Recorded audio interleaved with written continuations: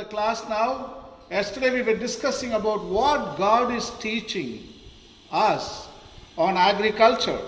Because I told you God was the first farmer. He knows how to do agriculture. So he is teaching us. So here he is teaching on the sabbatical rest to the land, worker, and the animals. In other words, he is teaching us to give rest to the abiotic parts of the natural world like soil, water, air, and also biotic parts of the world like life, especially the worker, the human, laborers, and also bulls and ox and donkeys. Your maid servant, to everybody, God wants us to promote rest. It's very, very important. The book of Leviticus chapter 25 makes a major contribution to our efforts in creating agrarian theology. It is a well-established agricultural fact that resting the land every 7 years is best for the soil, and that much improved crops result from doing so. During this scriptural practice, there was to do no pruning or planting in the Sabbath year, nor any attempt to kill the insects or otherwise interfere with natural processes in the field. The fruit had to remain in the field except for what passes by servants or owners pluck to eat. No real harvesting was permitted, only eating. By this rest, the soil is restored and revitalized.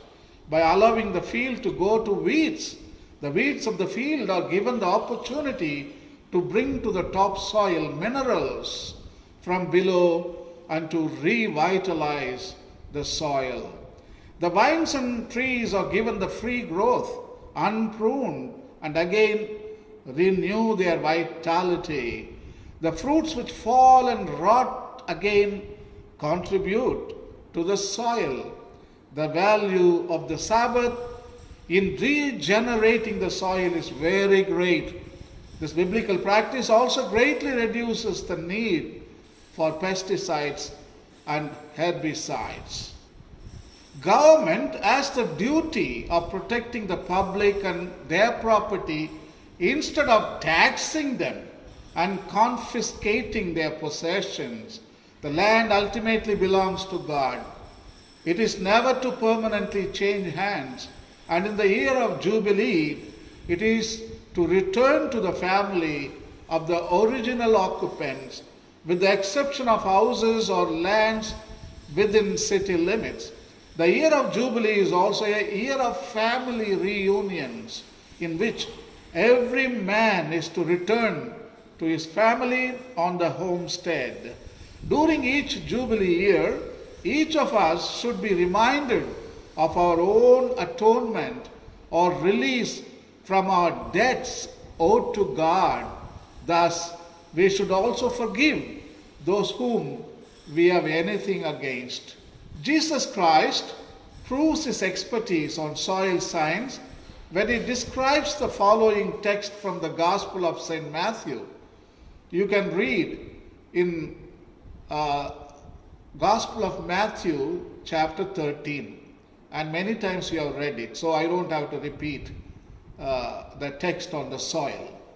Farming is to be done to the glory of God and the advancement of his kingdom.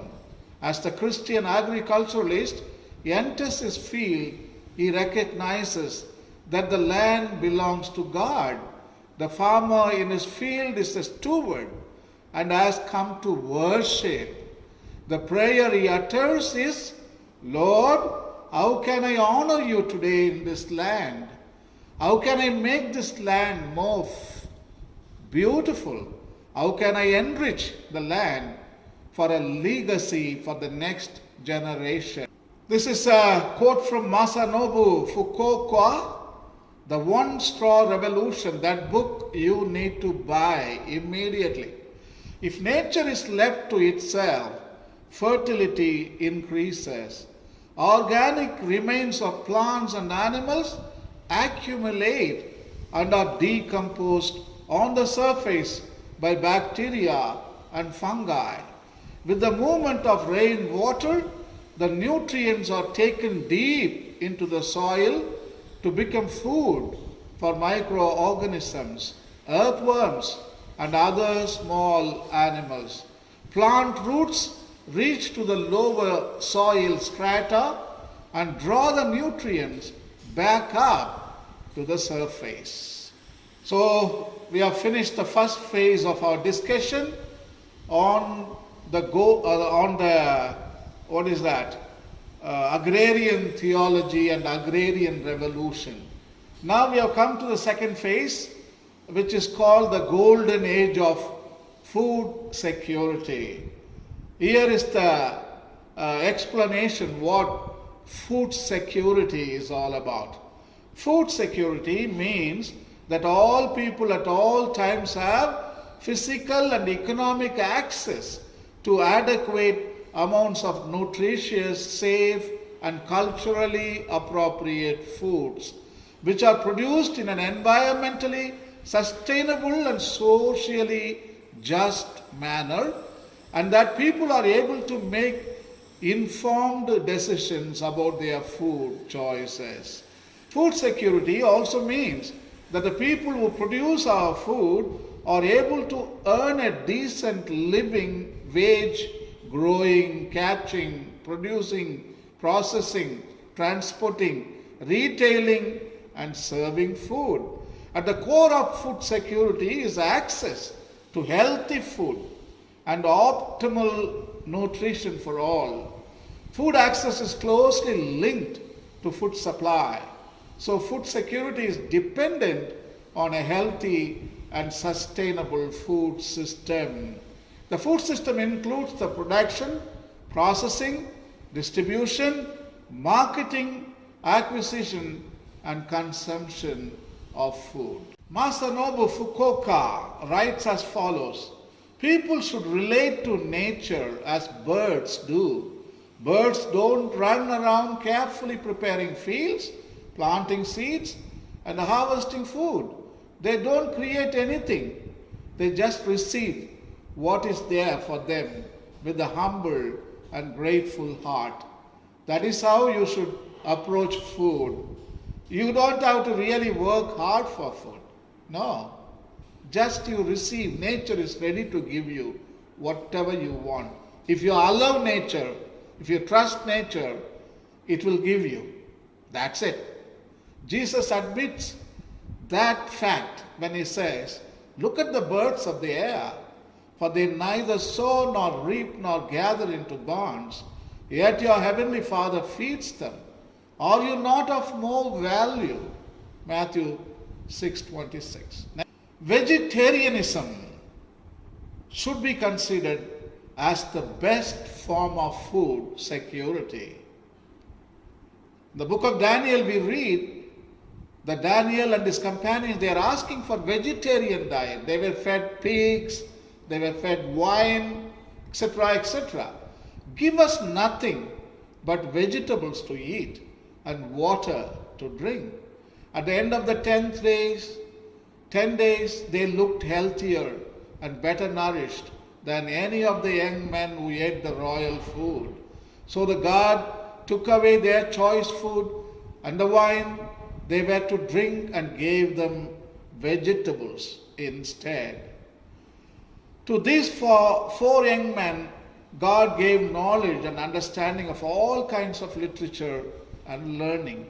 And Daniel could understand visions and dreams of all kinds. If you eat vegetarian food, you become wise, you become intelligent.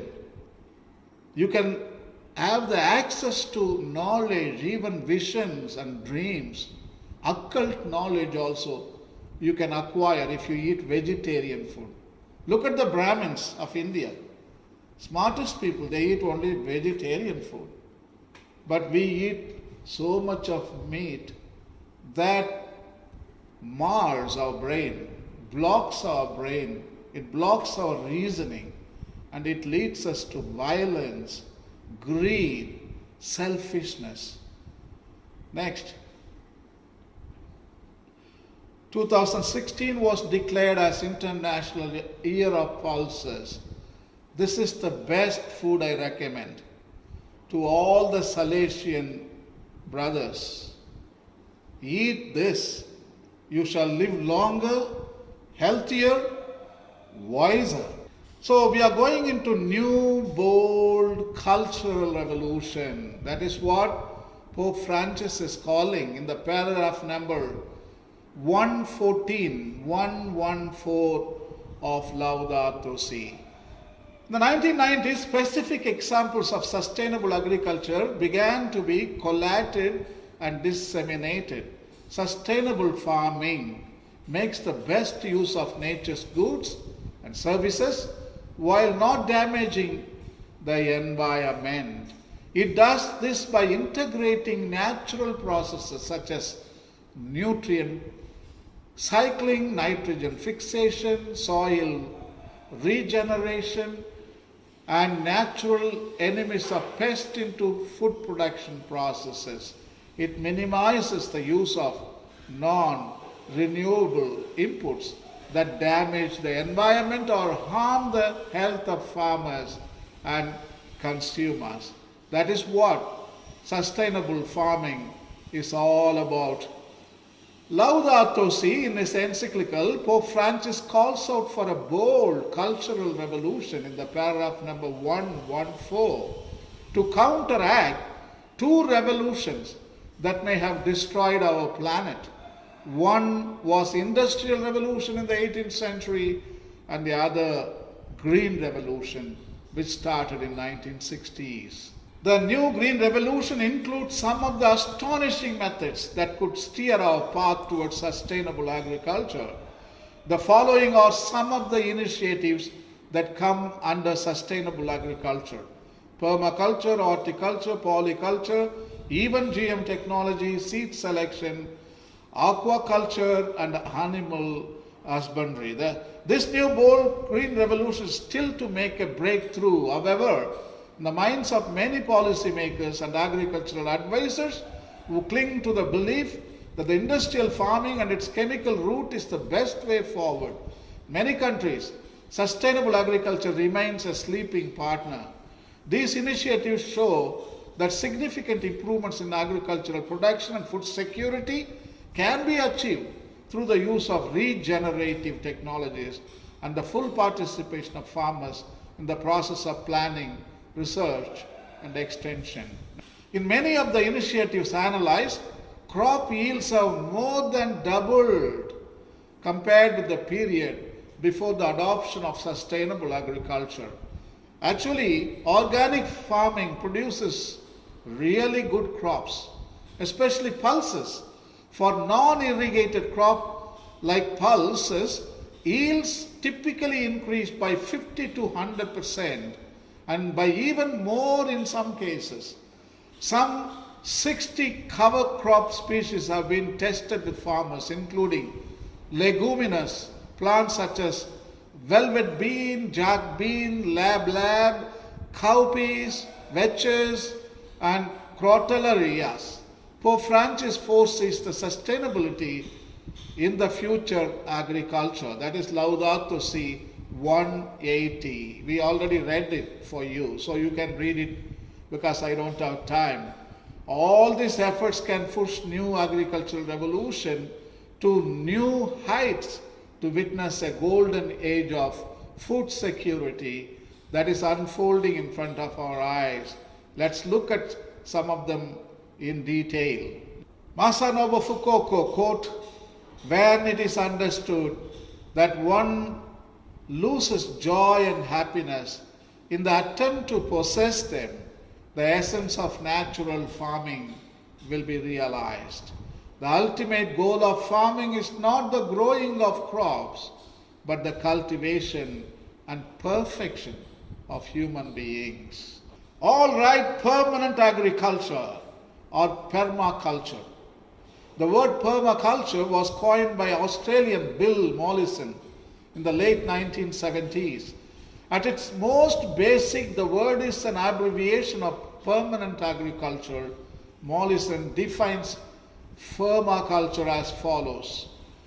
You need to buy that book. See there, Madly John, Food for All. That book you need to buy. I think last time I brought that book and I gave to the librarian to photocopy and keep in your library.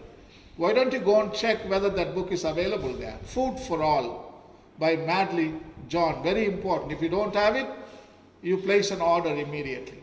So I'm reading a quote from that book, Food for All. The conscious design and maintenance of agriculturally productive ecosystems which have the diversity, stability, and resilience of natural ecosystem. That is the definition of permanent agriculture or permaculture. Next. The purest form of low external input agriculture is permaculture, which strictly speaking makes no use of inputs from outside a farm's immediate locality, not even manure or credit facilities. Permaculture spread rapidly in the last 2 decades of the 20th century and is often proving highly productive in terms of overall farm output. Permaculture is doubly organic because its emphasis on recycling makes sure that nutrients continue to revolve to the benefit of the farm. It is more energy conscious than normal organic farming. In the parable of the wheat and the weeds, Jesus argues in favor of permanent agriculture.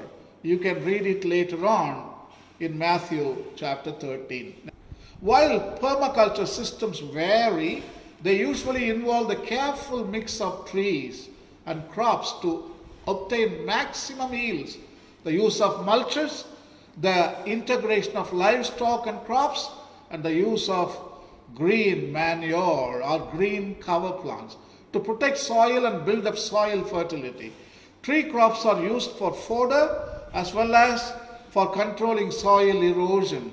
Plants which are drought tolerant like mulberry may be planted on the least productive farms. Practitioner Mike Feingold states, permaculture is about good use of resources, about using local resources to meet local needs. Permaculture is about the integration of what is grown in the land to the local economy. India's agricultural sector continues to play an important role in the economy as it employs 2/3 of the population and contributes over 1/3 to the gross domestic product. Wow! Agriculture contributes 1/3 of the income to the GDP. That is huge. That means we are talking about 3% of the GDP comes from farmers. The growth of this sector is undoubtedly vital for the growth of the Indian economy. There is a beautiful quote from Sunil Kumar Batra in the book Indian Agriculture and New Economic Policy. You can read it later on. We come to horticulture, cultivating gardens. Bible, the book of Jeremiah, puts it nicely on horticulture. Chapter 29 verse 5, Jeremiah. Build houses and settle down. Plant gardens and eat what they produce. The word horticulture comes from 2 Latin words which mean garden and culture. Horticulture is the art and science of growing and handling fruits, nuts, vegetables, herbs, flowers, foliage plants, woody ornamentals, and turf. In other words, horticulture produces the plant-based food. Colors. You go to the shop and you find that bulgy vegetables, bright orange, green, yellow. They are produced by horticulture form of agriculture. That's why they look so healthy and big and very tempting to put in your mouth. It differs from botany and other plant sciences in that horticulture incorporates both science and aesthetics. Examples of horticulture include landscaping, gardening, growing crops for food, fiber, and fuel. Horticultural therapy, using horticultural methods to treat patients, and arboriculture, the care of trees. In Luke Gospel, there are some profound lessons on horticulture taught by Jesus Christ.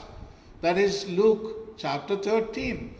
And he began telling this parable. A man had a fig tree which had been planted in his vineyard, and he came looking for fruit on it and did not find anything. And he said to the vineyard keeper, "Behold, for 3 years I have come looking for fruit on this fig tree without finding any. Cut it down. Why does it even use up the ground?" And the gardener answered and said to him, "Let it alone, sir, for this year too, until I dig around it and put in fertilizer.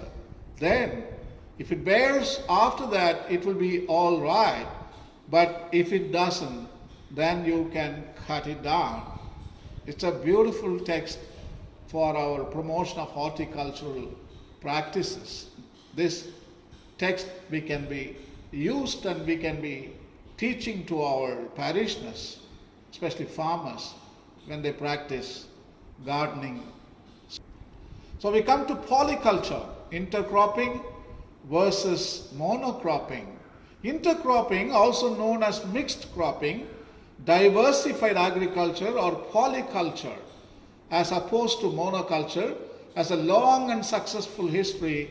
International community has obtained a global consensus on this type of agriculture. Pope Francis is recommending in the paragraph number 164, see, to planning a sustainable and diversified agriculture. Apostle St. Paul knows better in 2 Corinthians chapter 9. "Now this I say, he who sows sparingly," that is monoculture, "will also reap sparingly. And he who sows bountifully," that is polyculture, "will also reap bountifully."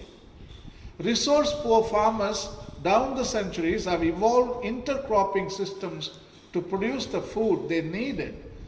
They were aware that cropping technologies has to be in balance with nature and not denude the soil's nutrients, and were often highly innovative. Trying to develop a system best suited to their land, they experimented with different mixes of crops, learned the best way to ward off pests, found ways of coping with harsh weather, and generally developed a way of farming that worked for them in a sustainable manner. In Tamil we call it Manavari Pairu. The paranga, look at this crop. Our ancestors from Sangam times, this is how our ancestors, your father, your mother, my mother, they cultivated. Intercropping. Paranga kadala, beans, sorghum, solam, tovara, lentils, everything mixed together. From June until February, almost 8 months, you get constant income and food. This is how Indian ordinary farmer, he was cultivating in our land. I don't have to teach anything to you. Our farmers, they know much better. So this is a picture which explains about polyculture. Yet their agriculture is dismissed by modernists as primitive, backwards, low productivity, something in need of change. The reality is that productivity per hectare can be higher than under modern agriculture. Small ecological farms, Vandana Shiva is putting this quote, "Small ecological farms have productivity hundreds of times higher than large industrial farms based on conventional farms." Intercropping has logical advantages. Among the benefits are that it resolves, writes Hans Collier in his book Understanding Traditional Agriculture, in more efficient utilization of resources, light, water, nutrients, by plants of different height, canopy structure, and nutrient requirements. Provides insurance against crop failure, especially in areas subject to frost, flood, drought. Provides effective cover to soil and reduces the loss of soil moisture. And the shading provided by complex crop canopies helps to suppress weeds. It may also mean that pest and disease are kept under control. Wow! Our ancient Indian farmers, they knew everything. And today people make research and they write like Hans Collier in their books and they make money. They make money. But this is a beautiful paragraph, what I just now read it for you. Under monocropping, farmers are dependent on chemical insecticide, disease-resistant plant varieties, soil fumigation, and similar methods of controlling insects and diseases that were traditionally controlled by crop rotation. Yields in many areas are declining in India's green revolution belt, especially Punjab. For example, wheat and rice yields are declining to uneconomic levels. Diseases are spreading. Monocropping universally attracts pests, which usually need to be controlled by expensive chemicals. It slowly degrades the soil and is usually unsustainable. Studies suggest that monocropping is less productive than mixed cropping. Vandana Shiva writes as follows: you need 5 units of inputs to produce 100 units of food. That is polycropping.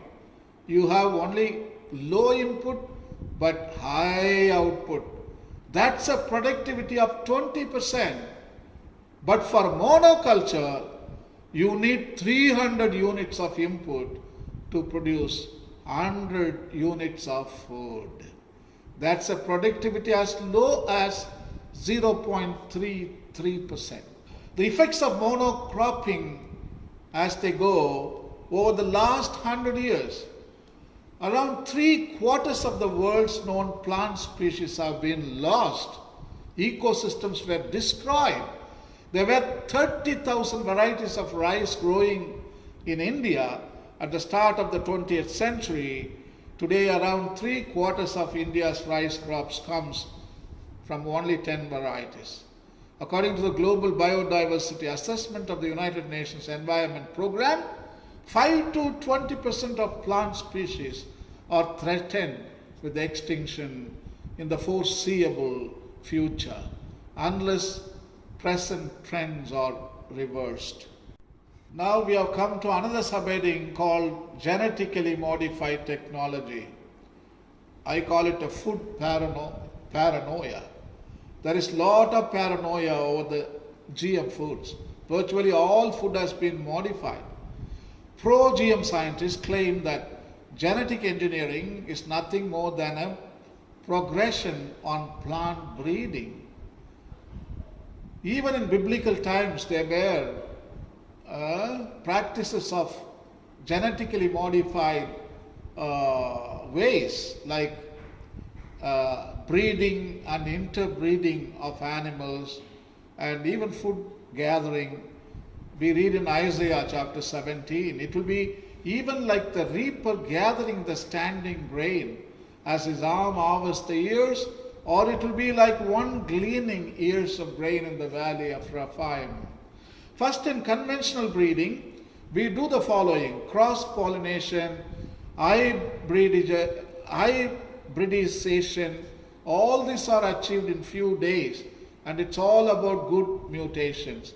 In nature, we have mostly bad mutations, but it takes years to achieve the beneficial mutation.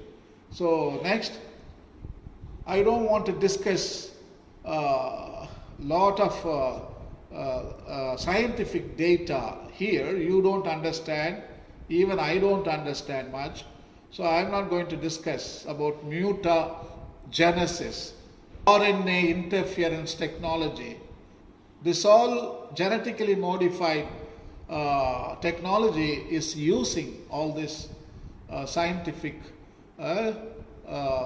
technological, genic technology, transgenesis. So Pope Francis, in the paragraph number 134, he writes as follows on genetically modified technology.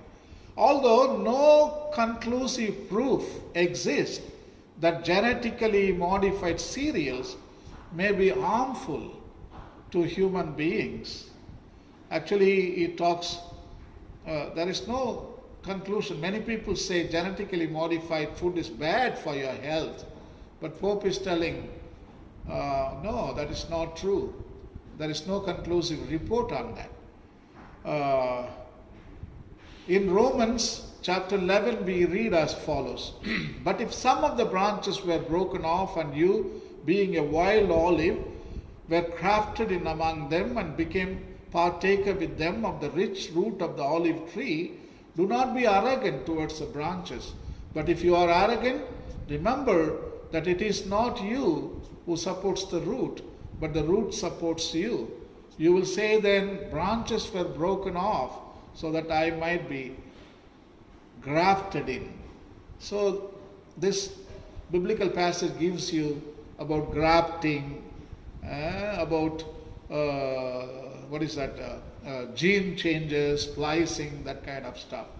The widespread adoption of genetically modified crops would also mean the spread of monocropping and threaten further loss of plant genetic diversity, the very basis of food security. See, actually genetically modified seeds and the monocropping, all destroying ecosystems, and even the medicines. We have not yet discovered so many medicines in the ecosystems, in the forest. All those medicines are being destroyed before we could invent them. The very basis of food security is being destroyed because of genetically modified agriculture. Pope Francis expresses deep concern over the GM issue. In the paragraph number 134, he states, in many places, following the introduction of these GM crops, productive land is concentrated in the hands of a few owners. The expansion of these crops has the effect of destroying the complex network of ecosystems, diminishing the diversity of production and affecting regional economies now and in the future.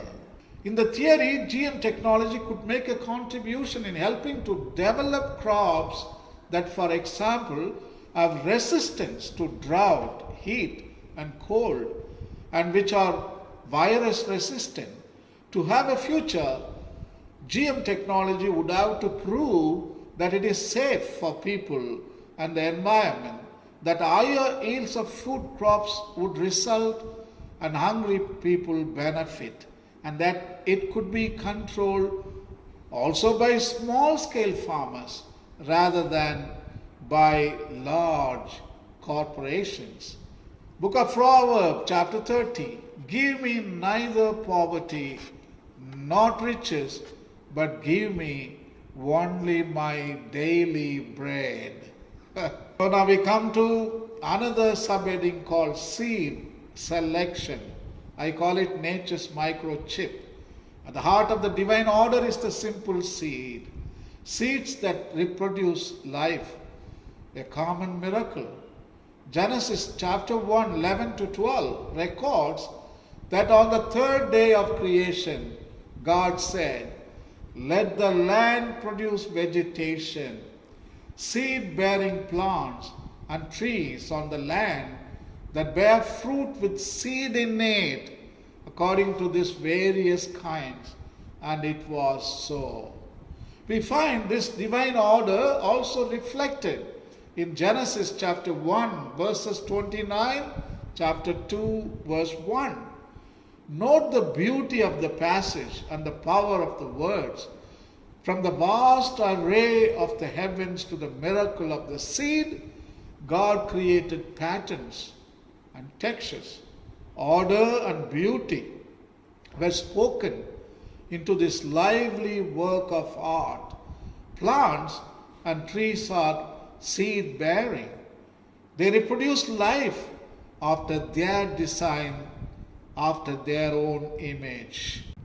There is no place where we see this more profoundly expressed than in the seed. Mark chapter 4, verse 31. It is like a grain of mustard seed, which when sown on the ground is the smallest of all the seeds on earth. But when it grows, it's going to become a huge structure where birds can build their nests.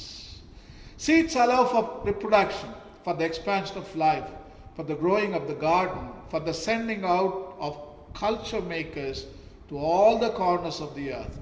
Imagine if the system of the seed called for only a 1-for-1 exchange.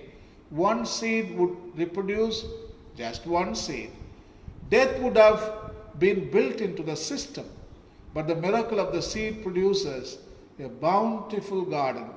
From one seed comes a plant that produces many fruit, and within each fruit are many seeds.